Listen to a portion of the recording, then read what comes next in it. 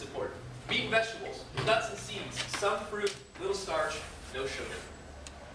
This is CrossFit's approach to eating for health and wellness. Okay, eating for you to get just healthy and be well. So you're not sick, you don't have any metabolic disorders.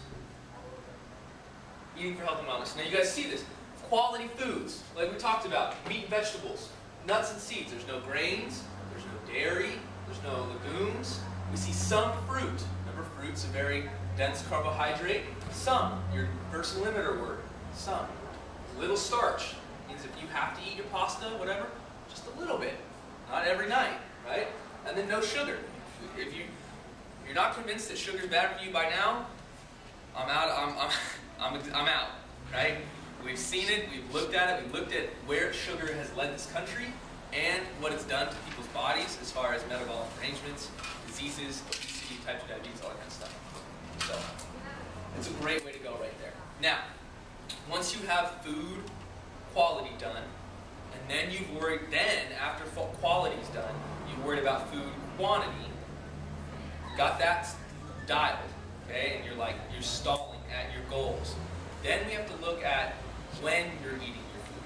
But you don't need to worry about when you're eating your food until you dial what you're eating and how much. What you're eating is always going to be the most important thing. Okay? Once you fix that, then you can work on how much you're eating, or then worry about how many calories I'm getting, all that kind of stuff. If you've got those two things locked in and you're like, you can't quite get that new strength PR, or you can't quite lose that last 5% of body fat, then we look at food timing. Now food timing, what we're going to talk about here is called intermittent fasting. And all that means is just sections where you don't eat. Fasting, you just don't eat, you're in a fasted state. There's 3 very common protocols for intermittent fasting. First one is just called Eat, Stop, Eat. And these protocols are just basically after the books or the resources where I got them. So Eat, Stop, Eat. It's a 24-hour fast. You basically eat, say you eat your last meal at 8 p.m. on Monday, you don't eat again until 8 p.m. on Tuesday. You just don't eat for 24 hours. Now there's been a lot of studies, there's been a lot of material done for controlling the amount of calories you eat and longevity. There's actually a very famous researcher at Berkeley who's done this study with like mice and rats. I don't know how well that carries over to humans, but where he can actually double the lifespan of some mice by limiting the amount of food they eat. It's pretty crazy. Then there's another protocol called lean gains, where every day you fast for 16 hours and then you have this 8-hour feeding window. So say you eat your first meal at noon, you can eat until 8 p.m. and then you don't eat again the next day till noon. And then you can eat till 8 p.m. you don't eat the next day till noon. Okay? And then the one that I personally recommend is called Eat When. Now, Eat When comes with a very naturalistic, holistic approach. After you've taken care of food quality, and then you've taken care of food quantity, you've reestablished that fullness appetite signal, right? That leptin-ghrelin connection to your brain.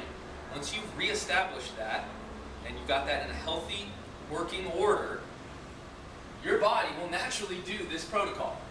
You just eat when hunger naturally ensues. If you're not hungry, you don't eat. So if you wake up in the morning and you're not hungry, why force down breakfast? Your body's telling you you don't need it, right? Once you've reestablished a healthy metabolism, your body will tell you when you're hungry, and then you should eat. If you're not hungry, don't eat. Yeah?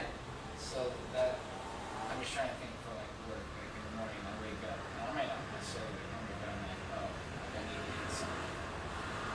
I should just... Why? Yeah, that's just how I... Breakfast is important. Why?